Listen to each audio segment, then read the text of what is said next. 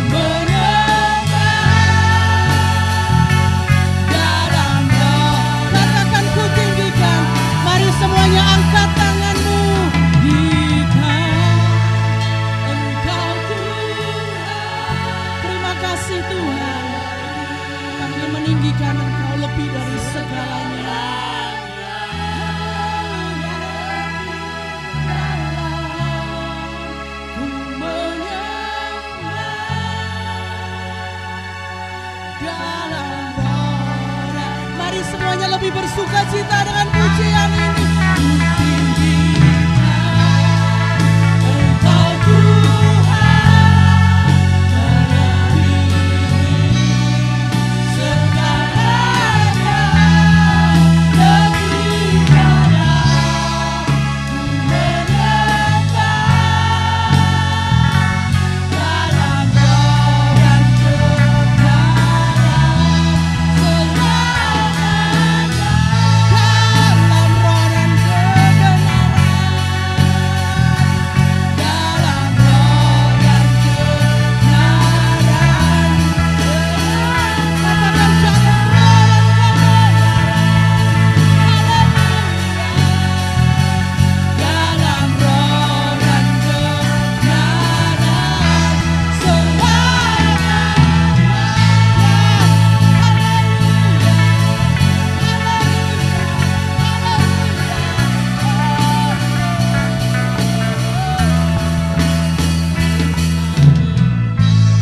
pada menyembah dalam roh dan bersukacita dalam roh dan kebenaran. Kami ingin menikmati ibadah raya pagi hari ini juga dalam roh dan kebenaran. Terima kasih Tuhan, kami siap bersukacita, kami siap menikmati dirimu sepenuhnya pada pagi hari ini. Terima kasih Tuhan, semua yang siap bersukacita sama-sama katakan amin. Amin. Haleluya. Haleluya. Puji Tuhan, sungguh luar biasa. Biarlah pagi yang indah, pagi yang cerah ini, biarlah juga roh kita juga membara, menyala di hadapan Tuhan. Amin semuanya. Amin. Yuk kita percaya bahwa kemenangan ada di pihak kita. Kita akan ambil satu pujian sukacita. Kerahkanlah kekuatanmu ya Allah. Amin. Mari kita bersukacita bersama-sama dengan pujian ini. Haleluya. Amin. Oh Tuhan Yesus. Haleluya. Katakan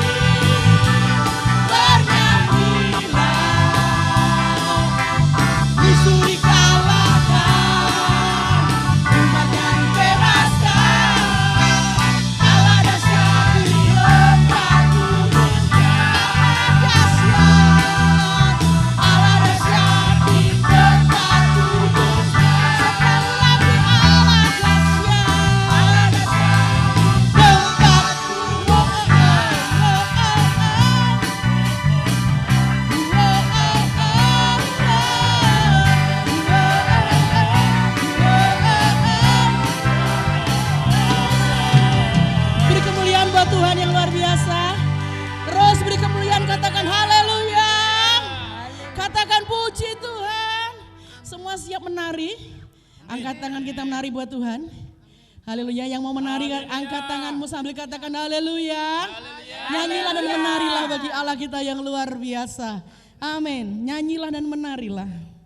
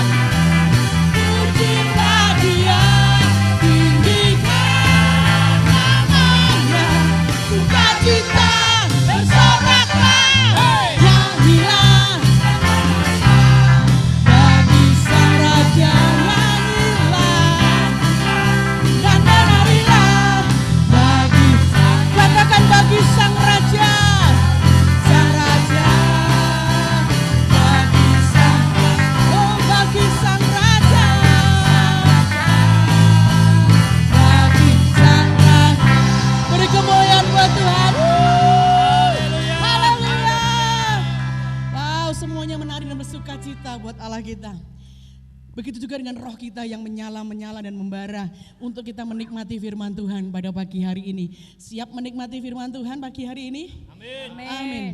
Kita akan nikmati sambutan firman Tuhan dengan pujian semusim berlalu. Tak terbatas kasih setia Tuhan. Kita bersyukur hampir 2 tahun kita melewati masa pandemik ini. Musim yang tidak enak, tetapi Tuhan memelihara kita sampai saat ini.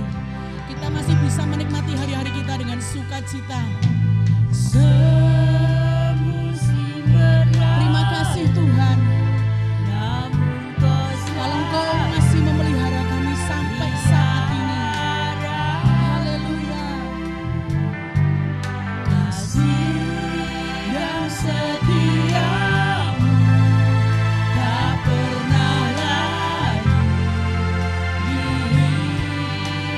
Semusim berlalu.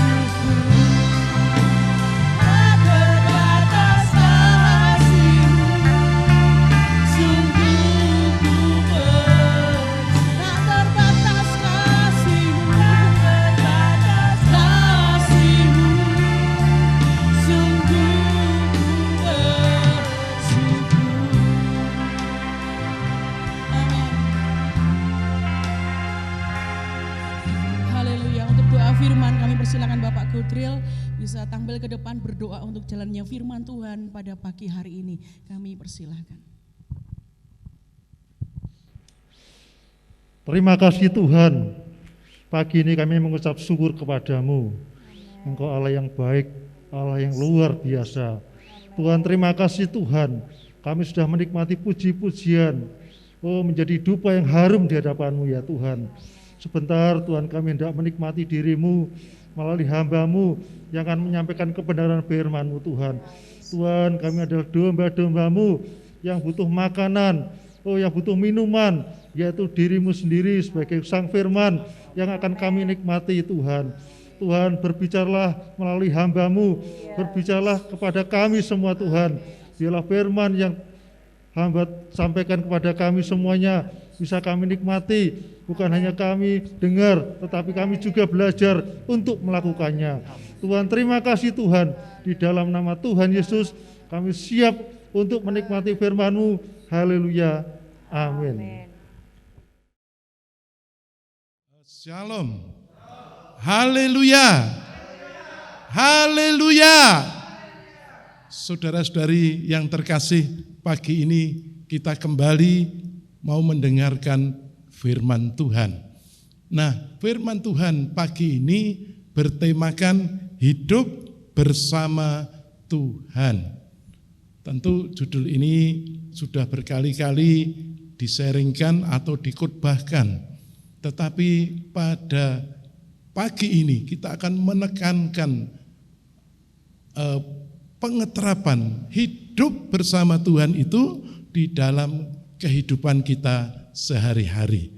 Nah, saudara, saya akan bacakan beberapa ayat Alkitab, khususnya di kitab Yohanes.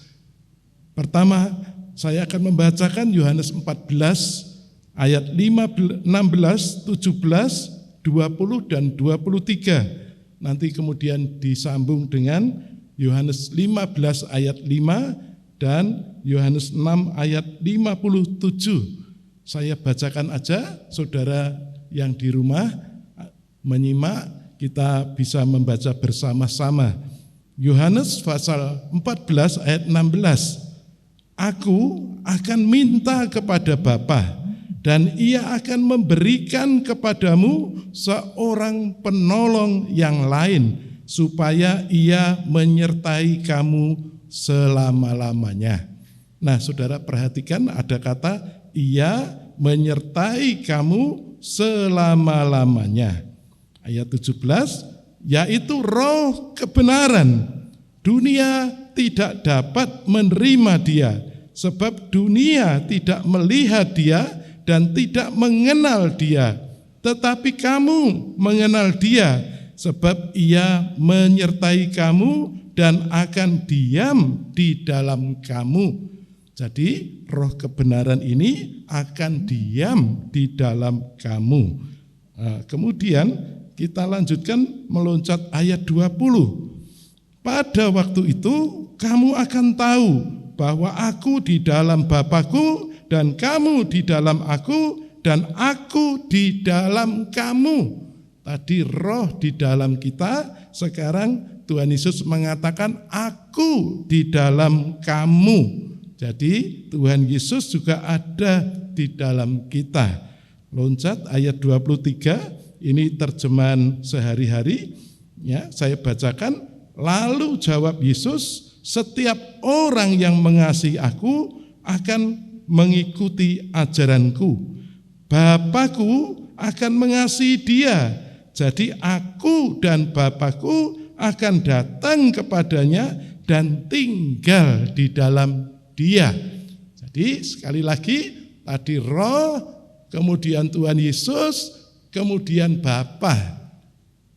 Ini adalah Allah yang kekal. Ya, ketiganya enggak bisa dipisahkan.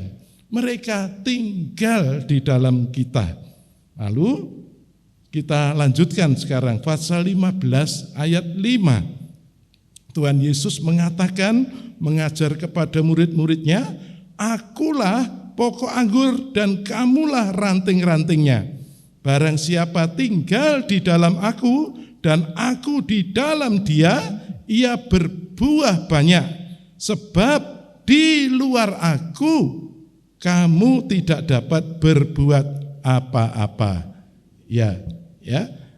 Sebab di luar aku kamu tidak dapat berbuat apa-apa. Sekarang yang terakhir pembacaan Alkitab di dalam pasal 6 ayat 57. Sama seperti Bapa yang hidup mengutus aku dan aku hidup oleh Bapa, demikian juga barang siapa yang memakan aku akan hidup oleh aku. Saudara sekalian, perhatikan lagi kata-kata yang terakhir, barang siapa yang memakan aku akan hidup oleh aku.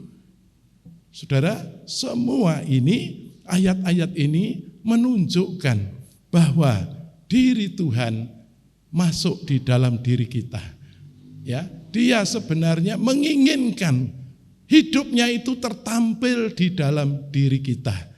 Seperti khotbah minggu kemarin yang mengingatkan kita bahwa Allah bertujuan supaya dirinya dapat diekspresikan, dinyatakan, saudara, ditunjukkan oleh manusia, sifatnya, karakternya, apa adanya dia. Oleh sebab itulah Tuhan menjadikan manusia ini menurut rupa dan gambarnya. Nah, saudara, saya akan memberikan ilustrasi sedikit. Ya, kita melihat sarung tangan atau kaos tangan. Kaos tangan itu dibuat menurut gambar dan rupa tangan. Tujuannya apa? Untuk diisi dengan tangan itu sendiri. Kaos tangan itu tanpa tangan, tanpa isi, tidak berdaya. Tidak bisa berbuat apa-apa. Tidak bisa melakukan apa-apa. Tetapi begitu diisi tangan, wah, dia akan sekuat yang mengisinya. Nah, inilah keinginan Allah. Diri kita ini adalah bejana dan diri Allah itu adalah isinya.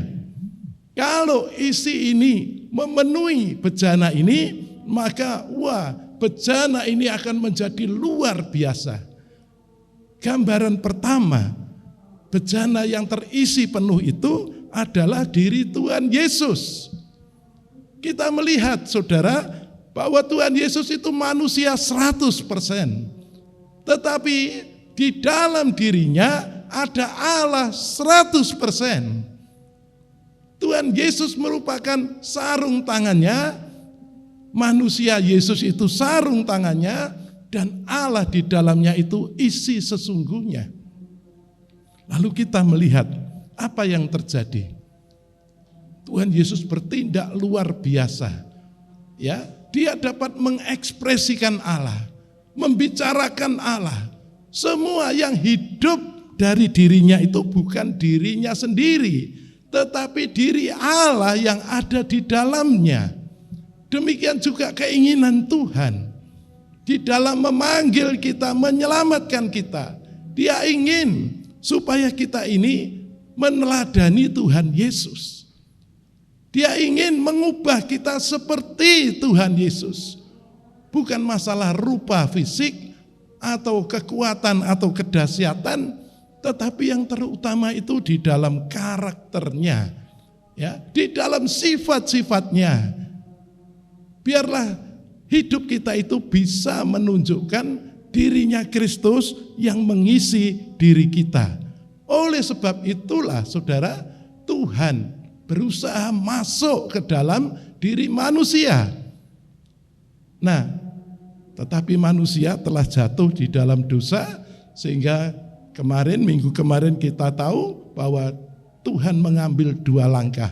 Yang pertama menjadi manusia untuk menebus dosa kita.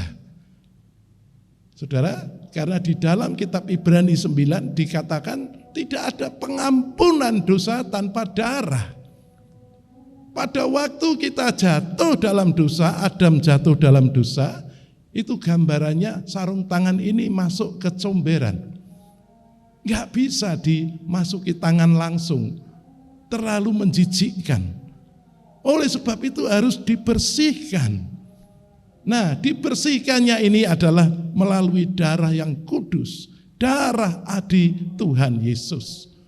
Setelah itulah baru sarung tangan ini siap untuk diisi. Lalu Tuhan, tindakan kedua, menjadi roh yang menghidupkan dalam 1 Korintus 15 ayat 45. Nah, setelah Tuhan menjadi roh, maka digenapi ayat-ayat yang kita baca di dalam Yohanes pasal 14 tadi, bahwa Dia akan tinggal di dalam kita, menyatu dengan kita. Bahkan 1 Korintus 6 ayat 17 dikatakan manunggal, ya, roh kita dan roh Tuhan menyatu. Barang siapa mengikatkan diri kepada Tuhan, ia menjadi satu roh dengan Tuhan. Nah, saudara, jadi kita melihat di sini, ya, bahwa Allah menghendaki kita ini menghentikan diri kita sendiri agar kita belajar hidup bersama Dia. Jadi melalui firman ini, apa yang kita baca tadi, kita tahu bahwa Allah yang dahsyat, Allah Tritunggal, di dalam Yesus itu telah masuk di dalam kita, menjadi isi kita. Nah, Tuhan ingin seperti Tuhan Yesus memperhidupkan Bapa, demikian juga kita dapat memperhidupkan Tuhan Yesus di dalam kehidupan sehari-hari kita. Saudara sekalian, Dia tidak ingin melihat kita berusaha dengan kekuatan sendiri, menghidupkan diri sendiri, atau mengatasi masalah dengan kekuatan kita sendiri. Melainkan Dia ingin supaya kita belajar menyatu dengan dirinya yang ada di dalam diri kita, sehingga kita ini akan menjadi seperti Tuhan Yesus yang selalu menang di dalam segala situasi, terutama situasi-situasi seperti ini. Nah, beda saudara, kita menghidupkan Tuhan dengan kita menjalani kehidupan agama. Kehidupan agama itu selalu menuntut, ya, kita paling enggak dari Taurat itu kita sudah melihat 10 hukum Tuhan. Ya, mulai jangan ada ilah lain, kemudian yang sesama manusia, jangan mencuri, jangan membunuh, jangan begini, harus begitu, harus begini. Ini agama. Saudara, dan manusia tidak mempunyai kemampuan untuk melakukan itu. Itulah sebabnya Rasul Paulus mengatakan tidak seorang pun bisa selamat dengan melakukan hukum agama ini, hukum Taurat ini. Saudara, karena enggak mampu manusia itu menyelamatkan dirinya sendiri. Oleh sebab itulah Tuhan datang. Tuhan mengutarakan masalah ini kepada murid-muridnya. Ya, ingin mengingatkan kamu tidak dapat berbuat apa-apa. Saudara, Tuhan mengatakan itu di dalam Yohanes 15 ayat 5 yang kita baca tadi, ya. Saya ringkas ayatnya, di luar aku kamu tidak dapat berbuat apa-apa. Saudara, di luar Tuhan kita ini mengecewakan, merusak, menyakitkan hati Tuhan karena tindakan-tindakan kita. Di luar Tuhan, suami bisa menipu istrinya. Suami bisa memiliki perkara-perkara yang disembunyikan. Di luar Tuhan, suami kalau marah bisa membanting piring. Tetapi bukan hanya suami, istri pun juga sama. Ya, di luar Tuhan, istri bisa mengambil uang suaminya tanpa sepengetahuan suami. Di luar Tuhan, ya, istri bisa menanduk suaminya, mengata-ngatai dengan kata-kata kasar. Itulah tabiat manusia yang di luar Tuhan. Saudara sekalian, tetapi kalau kita di dalam Tuhan, kita belajar menghidupkan Tuhan, yang keluar dari diri kita bukan manusia alamiah kita, melainkan diri Tuhan. Suami-suami dapat mengasihi istrinya dengan kasih walaupun istrinya ada masalah, ya, jangan melihat saya dengan istri-istri, jangan melihat saya dengan senyum-senyum, ya. Saudara, meskipun ada problem, meskipun istri banyak membantah, tetapi kalau Tuhan yang keluar, suami itu tidak terganggu, ya, tetap bisa mengasihi istrinya dengan kasih Allah, dengan kasih walaupun. Namun kalau kita memperhidupkan diri sendiri, kita ini kasih manusia yang sangat terbatas. Oleh sebab itulah Tuhan bilang, kamu ini gak bisa berbuat apa-apa. Kamu ini gak bisa berbuat baik.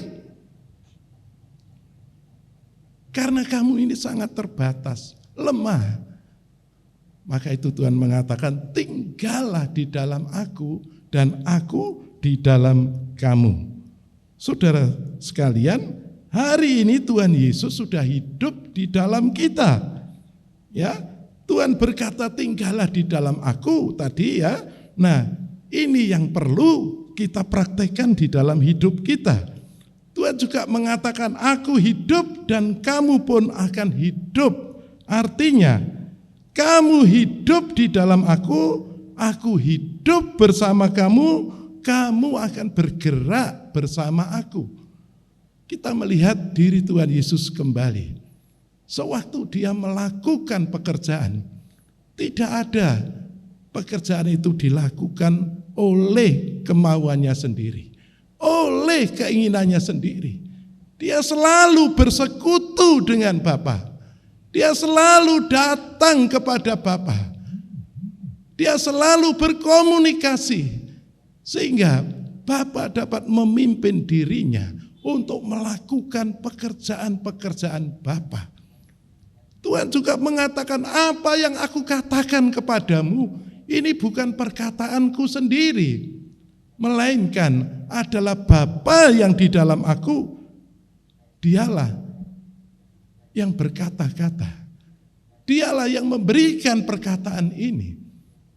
Sehingga Tuhan Yesus tidak gampang kecewa, tidak pernah kalah, tidak pernah susah atau galau, ya, tapi tetap semangat dalam pelayanannya meskipun menghadapi banyak tantangan. Meskipun menghadapi keinginan-keinginan orang-orang Israel yang mencelakakan dia, bahkan mau membunuh dia. Nah, saudara, mulai hari ini, mulai pagi ini, kita harus ingat ini. Seperti perkataan Paulus di dalam Galatia 2 ayat 19. Bukan lagi aku, melainkan Kristus yang hidup di dalam aku. Dengan demikian, saudara, aku mengasihi bukanlah kasihku yang keluar, tetapi kasihnya Tuhan Yesus yang aku tampakkan, yang aku ekspresikan. Kalau kita menyadari bahwa bukan lagi aku, melainkan Kristus yang di dalamku. Kita mengasihi seseorang, bukan diriku lagi yang mengasihi, tetapi Kristus yang di dalam aku, itulah yang mengasihi. Kasih ini jauh lebih mulia, lebih besar, lebih hebat dari kasih kita. Saudara, oleh sebab itu kita enggak boleh hanya mendengar dan mengerti. Kita harus belajar mempraktekkan hidup bersama Tuhan. Nah, saudara sekalian, kalau kita menyadari ini, ya, kita berdoa, bukan saja kita yang berdoa, tetapi Tuhan di dalam kita ikut berdoa dengan kita. Pada waktu kita menyanyi, kita tidak akan merasa menyanyi sendiri, sehingga kita memperhatikan kiri kanan, tetapi kita merasakan ada sesuatu di dalam kita yang ikut menyanyi, yang mendorong kita tidak memperhatikan kiri kanan, sehingga kita bisa menyanyi dengan roh yang terbuka, yang menyenangkan hatinya Tuhan. Jadi saudara, hidup Kristiani bukanlah kita sendiri yang mengerjakan segala perkara, melainkan Tuhan Yesus menempuh hidup di dalam kita, di dalam setiap orang Kristen. Dialah yang hidup di dalam kita, bukan kita yang hidup, bukan lagi kita. Saudara-saudari, mungkin saudara akan kaget, bagaimana bisa kita melakukan hidup yang seperti ini? Ya, kembali saya katakan, orang Kristen yang normal adalah orang yang di dalam rohnya memberi kesempatan Tuhan untuk menampilkan diri, untuk menyatakan diri, sehingga di dalam hidupnya sehari-hari bukan lagi manusia lama yang keluar, melainkan karakter Kristus, diri Tuhan itu yang keluar. Itulah yang dimaksud dengan serupa dengan Tuhan Yesus. Allah sekarang ini sedang mengerjakan proyeknya yang besar, menggarap kita, ya, supaya kita dapat serupa dengan Tuhan Yesus, supaya kita dapat memperhidupkan karakternya Tuhan itu.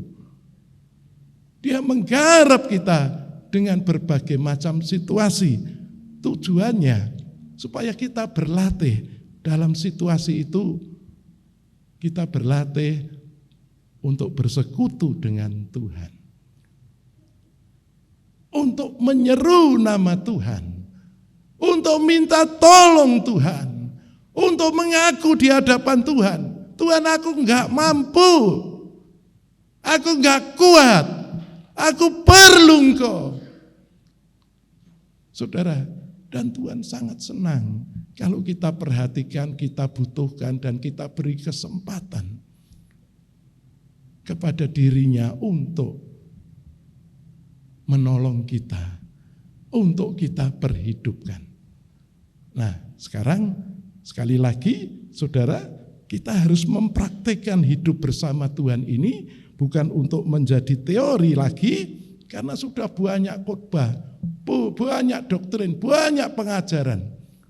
Tetapi seringkali hal-hal itu enggak menolong sama sekali. Banyak orang Kristen masih susah, masih galau, masih khawatir, masih takut. Kenapa? Karena Tuhan enggak nyata di dalam hidupnya. Karena Tuhan enggak keluar di dalam hidupnya, enggak muncul. Yang diperhidupkan adalah dirinya sendiri, jiwanya, pikirannya, emosinya. Saudara, melihat situasi yang seperti ini, banyak orang takut. Karena keadaan seperti ini juga kita menjadi takut. Kenapa? Karena kita enggak pernah memiliki iman, ya, memiliki kebenaran yang menunjang kita untuk hidup, yang kita yakini benar bahwa Allah yang dahsyat, Allah yang menciptakan langit dan bumi, yang tadi kita baca, Bapa, Putra, dan Roh Kudus, itu sudah tinggal menyatu di dalam kita. Kalau kita menyadari ini, lalu kenapa kita harus takut? Apa yang kita khawatirkan? Saudara, kalau kita berjalan dalam kebenaran firman ini, yaitu beriman terhadap firman Tuhan, maka kita akan menjadi orang yang tangguh, orang yang kokoh. Itulah sebabnya Tuhan Yesus mengatakan kalau menyembah Allah, kita tidak boleh menyembah dengan luaran saja.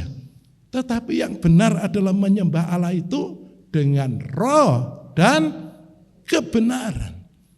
Roh itu adalah batin kita, manusia batiniah kita. Kebenaran itu adalah firman yang kita percayai, yang kita imani, yang kita yakini. Itulah kebenaran. Contoh, saudara, di dalam beribadah, ya, pada waktu beribadah kita harusnya memiliki perasaan, memiliki satu kesadaran bahwa waktu kita datang masuk ke gereja, duduk di bangku, kita ini tidak duduk sendirian. Saudara, meskipun banyak orang, yang saya maksud kita ada satu perasaan bahwa Tuhan yang ada di dalamku juga ikut duduk bersama aku. Meyakini bahwa Tuhan hadir, meyakini bahwa Tuhan ada. Ini jauh lebih penting dengan tata cara atau liturgi yang dibuat manusia. Kalau kita menyadari ini, maka kita tidak sembarangan di dalam ibadah. Ya, kenapa?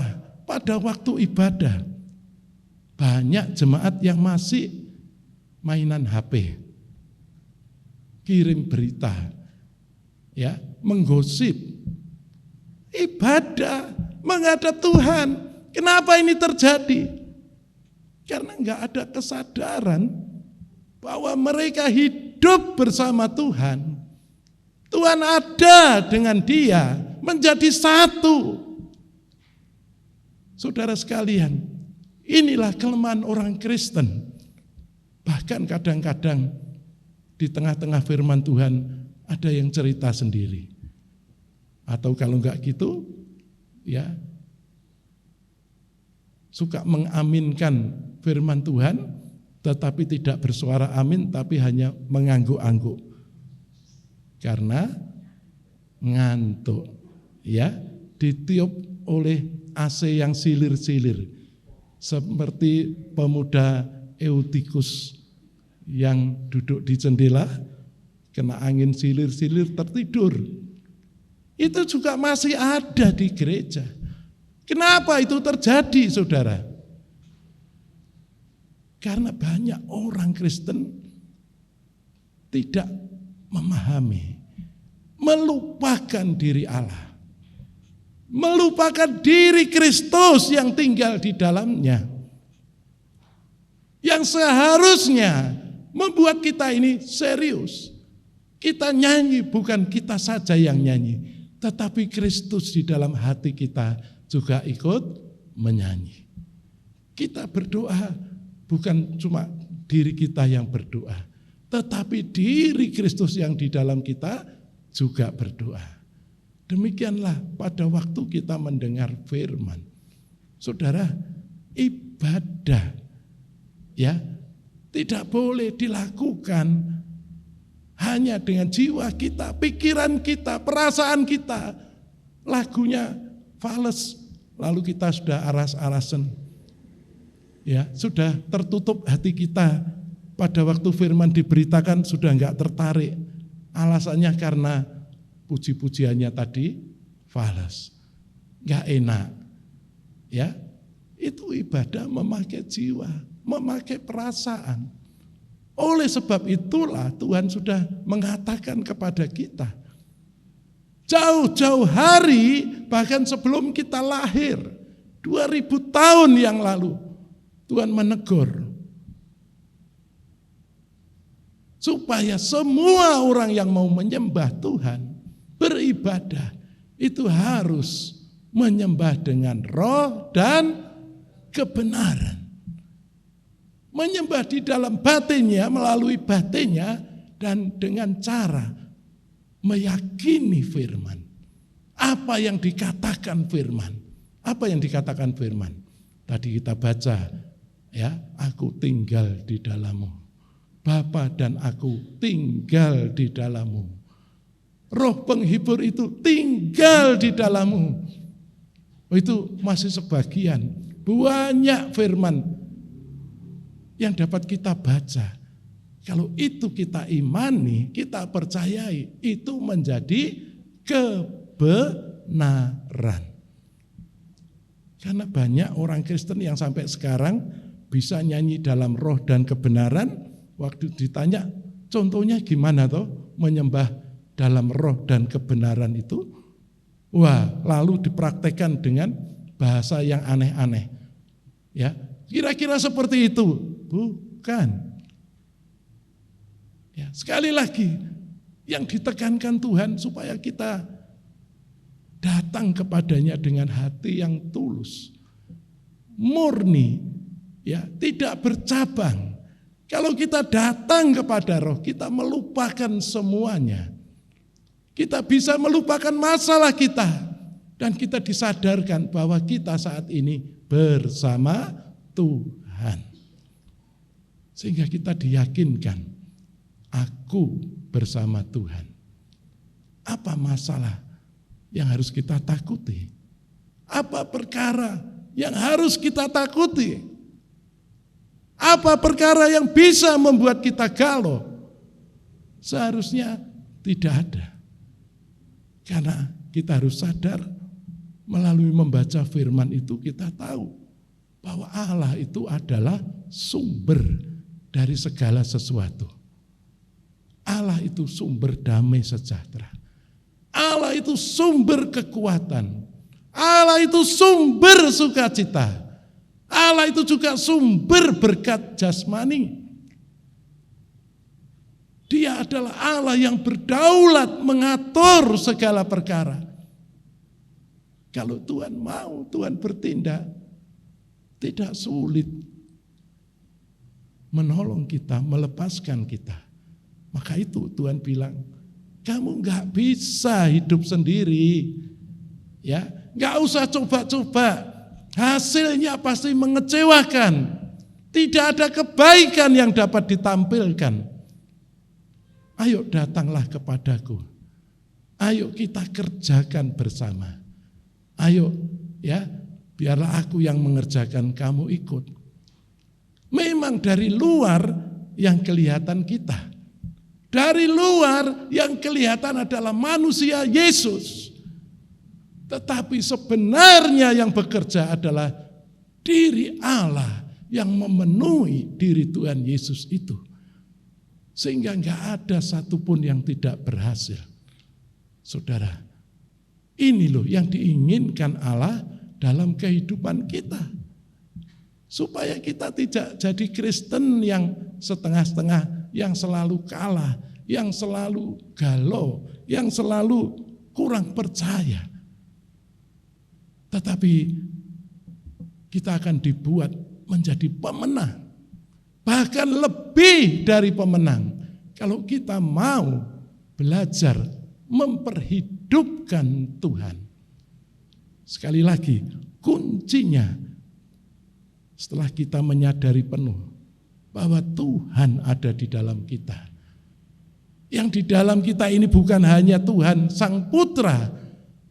Yang di dalam kita ini Tuhan yang lengkap. Yang sudah kita baca tadi. Bapa, Putra, dan Roh Kudus telah masuk di dalam kita. Itu adalah Allah yang dahsyat, Allah yang semula menjadikan alam semesta. Mari kita masuk dalam kebenaran ini, iman yang benar ini, supaya kita semakin teguh, semakin tidak takut, semakin kuat di dalam diri kita. Akhirnya kita bisa berkata seperti Paulus, kalau Tuhan di pihakku, siapa yang dapat melawan? Apa yang ditakutkan? Kenapa kita takut? Karena kita tidak benar-benar percaya Kalau Tuhan yang di dalam kita ini perhatian, kalau Tuhan yang di dalam kita ini sanggup menolong kita, kalau Tuhan di dalam kita ini Allah yang dahsyat, kurang percaya, artinya kita tidak ada kebenaran. Kalau kita enggak menyembah Allah dengan kebenaran, enggak ada artinya. Kita enggak bisa berkontak dengan Dia secara langsung. Oleh sebab itu, saudara, kita harus berani melatih diri kita dari hari ke hari untuk bisa menjamah Tuhan, untuk bisa menyatu dengan diri Tuhan. Kita lihat Tuhan Yesus itu kurangnya apa? Semua dilakukan dengan luar biasa. Tetapi bila ada waktu senggang, Dia tidak mencari kenikmatannya sendiri. Dia lari ke satu tempat yang sunyi. Dia bersekutu dengan diri Bapa yang ada di dalamnya. Dia bergaul mesra, bergaul erat. Kalau HP dia ngecas powernya ini, saudara, melalui persekutuan yang indah dengan Tuhan inilah,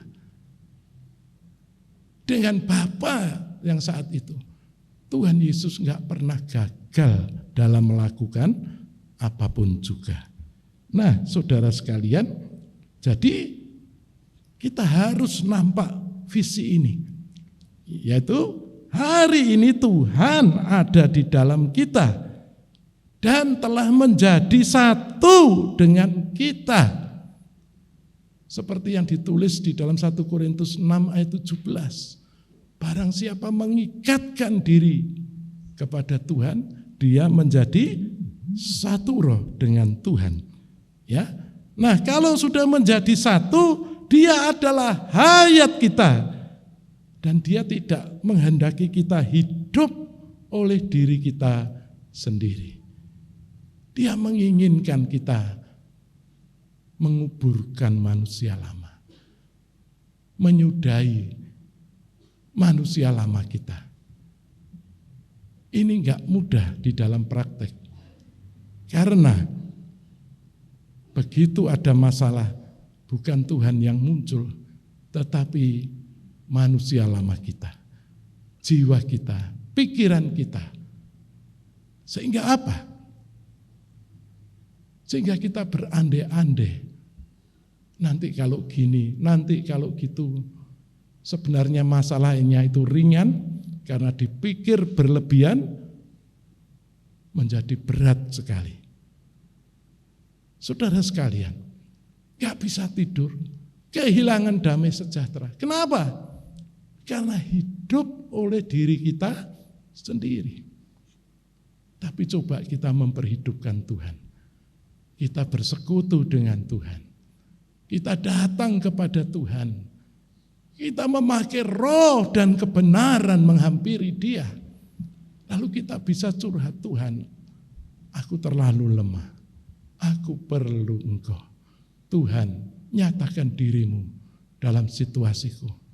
Tuhan, biarlah Engkau yang hidup melalui aku. Bukan aku lagi yang hidup, tetapi Engkau. Pertobatan yang seperti ini yang diharapkan Tuhan. Inilah memberi kesempatan Tuhan bekerja dalam situasi kita.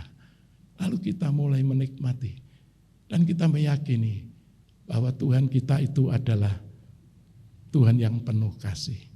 Kita masuk dalam kebenaran lagi.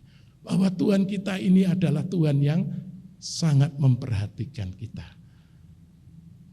Bahwa Tuhan kita ini adalah Tuhan yang peduli dengan kita. Kalau kita masuk dalam kebenaran ini, rasa khawatir, rasa takut, rasa segala yang membuat kita hilang damai sejahtera ini, lama-lama menyusut, bahkan hilang. Gantinya apa? Sukacita, haleluya. Tuhan terima kasih, aku memiliki Engkau. Tuhan yang peduli, Tuhan yang penuh kasih, Tuhan yang penuh rahmat. Bahkan dalam masalahku yang sebesar ini, aku tidak takut karena Engkau Allah yang peduli. Saudara, semakin kita percaya, semakin kita beriman, semakin hati kita dipenuhi damai sejahtera. Semakin kita tidak akan kehilangan damai. Nah, saudara-saudari, maka itu sekali lagi visi ini jangan hanya dihafalkan, tetapi harus dilakukan di dalam kehidupan kita sehari-hari. Lalu kuncinya sekarang, apa yang diperlukan untuk hidup bersama Tuhan? Untuk bisa bersekutu dengan Tuhan, untuk bisa menghadapi segala perkara bersama Tuhan. Yang pertama kita harus belajar membuka diri terhadap Tuhan. Saudara, membuka diri. Jangan menyembunyikan diri kita, lalu kita pura-pura kuat, lalu kita pura-pura enggak perlu Tuhan. Ya, kita harus datang sowan dumateng Gusti, datang kepada Tuhan ini dengan roh, bukan dengan jiwa kita, bukan dengan pikiran kita, bukan dengan perasaan kita, tetapi dengan roh. Bagaimana caranya kita bisa datang kepada Tuhan itu dengan roh? Firman Tuhan mengatakan yang dapat memisahkan roh dan jiwa itu adalah firman Tuhan yang adalah pedang bermata dua. Lalu bagaimana ini pemakaiannya? Caranya bagaimana? Yang pertama kita membuka diri kepada Tuhan. Ya, kita mengkhususkan menghalau semua pikiran. Kita masuk dalam saat teduh. Kita bersama Tuhan. Tuhan, aku ingin menikmati Engkau saja. Aku ingin diri-Mu Tuhan. Ya, kita lupakan semuanya. Yang paling gampang dalam hal ini adalah pertolongan Tuhan melalui menyeru nama Tuhan. Saudara sekalian, karena Tuhan itu hidup. Kalau kita memanggil namanya, menyeru namanya, Dia pasti akan datang. Kalau bahasa Jawa itu nyauri, apa bahasa Indonesianya? Menjawab. Ya, mesti menjawab. Oleh sebab itulah Rasul Paulus juga berkata di dalam Roma pasal 10 ayat 12. Kalau kita menyeru nama Tuhan, ya, Tuhan itu kaya bagi semua orang yang berseru kepadanya. Kata kaya ini dapat diterjemahkan limpah. Ya, artinya diri Tuhan nyata. Tuhan tidak menyembunyikan diri lagi. Tuhan nyata. Banyak orang Kristen yang tidak mengerti ini. Bahwa bila kita menyeru nama Tuhan, kita akan diselamatkan. Bukan masalah surga. Karena surga itu begitu kita percaya Tuhan Yesus, kita sudah dipindahkan dari maut ke dalam hidup. Tetapi terhadap situasi sehari-hari ini, saudara, banyak orang Kristen yang sering kalah, tidak menjadi berkat. Gara-gara apa? Gara-gara dia tidak bersatu dengan Tuhan. Gara-gara dia ingin mengatasi masalahnya dengan kekuatannya sendiri, kemampuannya sendiri, pengalamannya sendiri. Dan akhirnya gagal. Sehingga banyak orang Kristen mukanya tidak penuh dengan senyum dan gembira, melainkan juga lonjong seperti kates yang diimbu, ya. Kalau kates matang pohon itu segar meskipun lonjong, tapi kalau diimbu 1 bulan, sudah pucet, ya, lonjong pucet, nggak enak dilihat. Banyak, bukan hanya orang di luar Tuhan, tetapi juga orang Kristen. Kenapa? Karena dia tidak terselamatkan dari masalahnya. Mari kita melatih menyeru nama Tuhan, memanggil, membuka diri sepenuhnya. Ini mulai dari hati kita, dari roh kita, dari kesadaran kita, tapi juga dari mulut kita. Tuhan nggak bilang menyeru dalam hati. Menyeru itu artinya bengok. Nggak ada orang bengok dalam hati. Ya, kalau orang kebakaran nggak mungkin dia nyeru bengok dalam hati. Apa kira-kira yang saya katakan? Nggak ada yang tahu karena nggak keluar dari mulut. Tapi begitu mengatakan tolong, rumahku kebakaran, banyak orang bangun malam-malam, ya, langsung bawa ember, bawa air, membantu. Itu namanya menyeru. Ya, maka itu kita harus belajar. Enggak usah dengan suara keras, tetapi dengan hati yang terbuka. Tuhan Yesus. Oh, Tuhan Yesus. Oh, Tuhan Yesus. Ya, katakan aku perlu Engkau. Tuhan, aku perlu Engkau. Tuhan, aku masuk situasi yang sangat pelik. Tuhan, aku perlu Engkau. Kalau kita terbuka sama Tuhan, maka Tuhan akan hadir. Di dalam Mazmur 145 ayat 18 dikatakan Tuhan dekat pada setiap orang yang berseru kepadanya, bahkan yang berseru dengan setia. Artinya bukan pada waktu butuh saja, tetapi setiap hari, setiap saat. Yang kedua, saudara, jadi bukan sekedar berseru, karena Tuhan mengatakan, ya, di dalam Yohanes 6 ayat 57 yang tadi telah kita baca, barang siapa yang memakan aku, dia akan hidup oleh aku.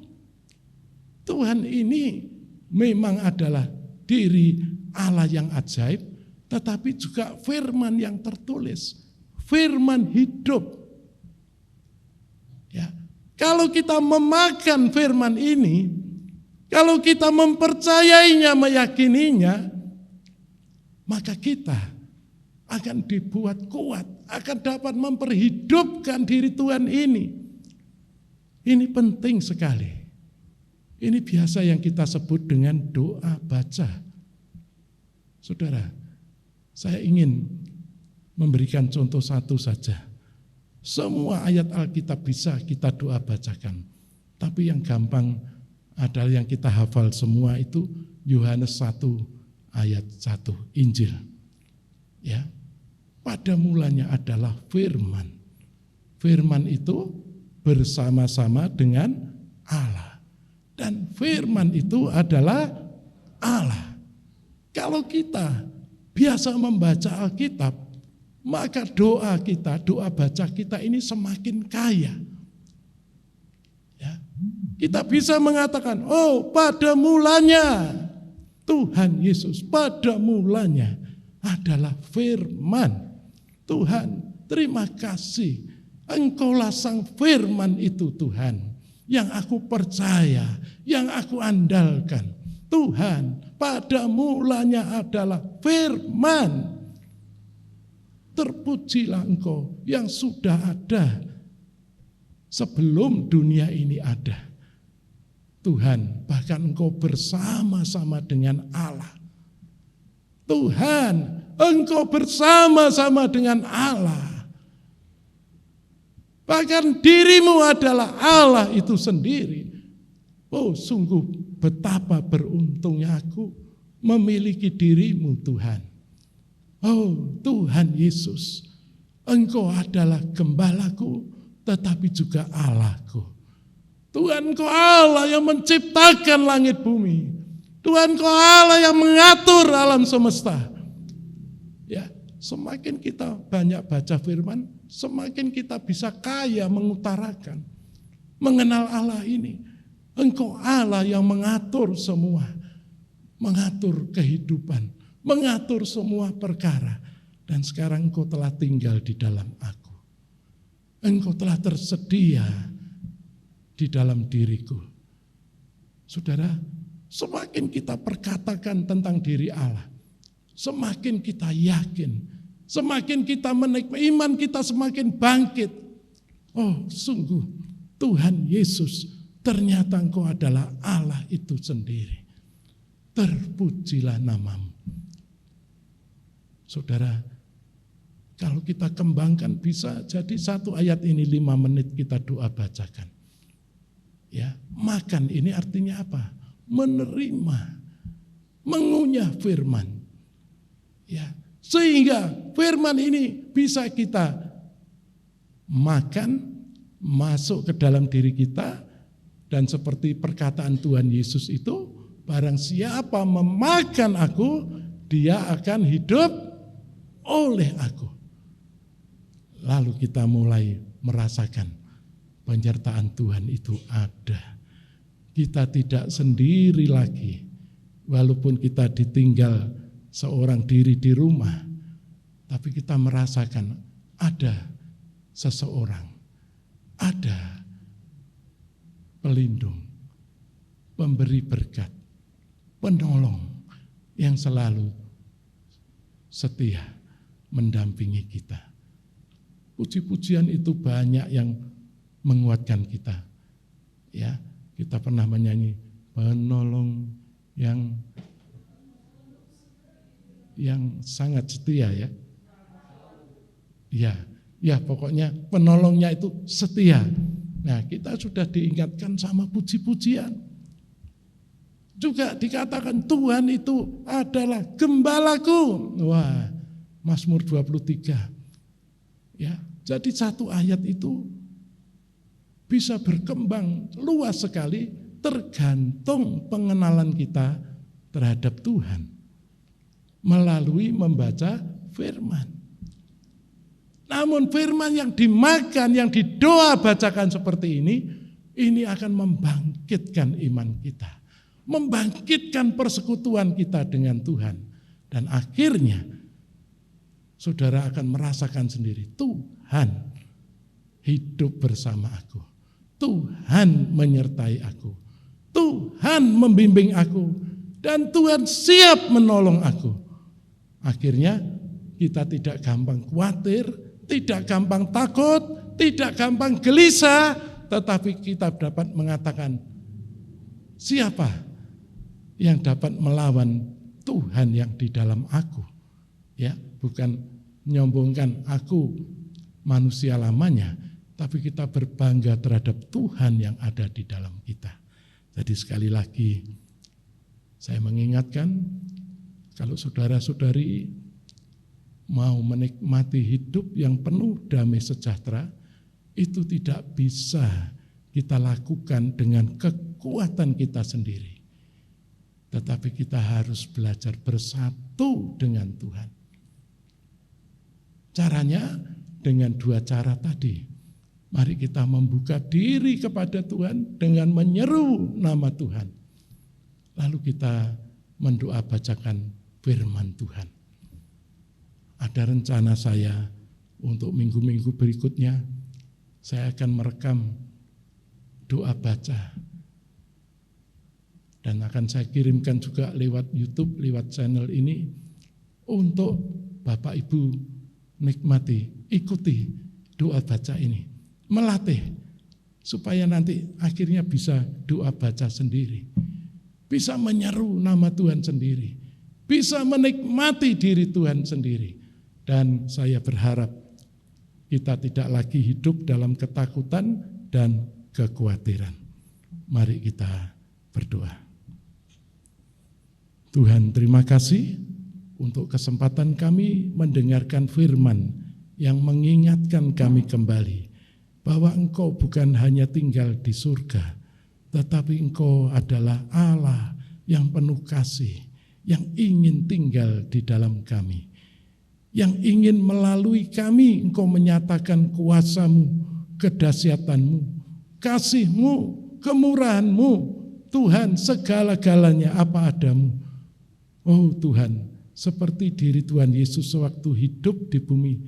Biarlah kami juga mengalami hal yang sama. Bukan aku lagi yang hidup, tetapi Engkau yang menjadi isi kami. Isi yang sejati ini menampakkan diri, menyatakan diri, sehingga semua diberkati melalui kehidupan kami sehari-hari, melalui tutur kata kami sehari-hari. Biarlah jemaat dan kami juga para pelayan tidak berani ngomong sembarangan, karena kami menyadari bahwa mulut kami bukan milik kami sendiri, tetapi milik bersama, yaitu milikku dan milikmu Tuhan. Oh, Engkau menjadi milikku dan aku menjadi milikmu, karena Engkau dan aku telah bersatu, berbaur menjadi satu roh. Tuhan, tolong sadarkan kami semua supaya kami berani melatih untuk hidup bersama Tuhan dari hari ke hari. Terima kasih Tuhan. Bapak, Ibu, dan saudara-saudariku, terimalah berkat Tuhan.